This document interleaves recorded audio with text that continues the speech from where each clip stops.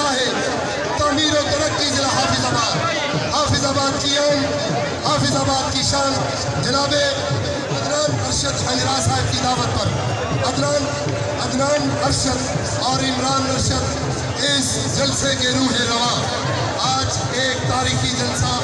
हाफिजाबाद की सियासत को एक नया रुख देने के लिए एक नया बाब रकम किया जा रहा है।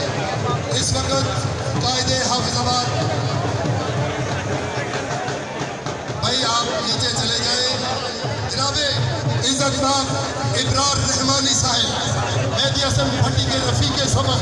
हर मैदान में वो यार के भी वो गार के भी और हर मैदान के भी उनके साथी हैं। उनके रफीक हैं इब्रार रहमानी साहब, एक बहुत बड़ा नाम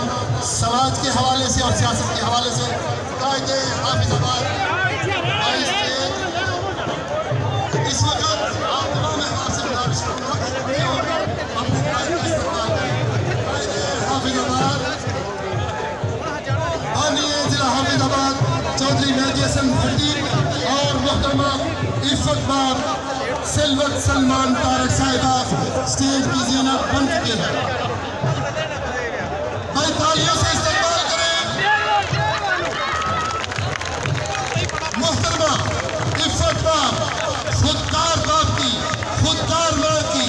अजीम माँ की, अजीम बेटी, अजीम कायद की, अजीम रफीक सफर मोहतरमा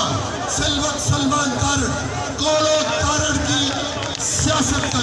रुख बदलने वाली शख्सियत, कोलो तारक की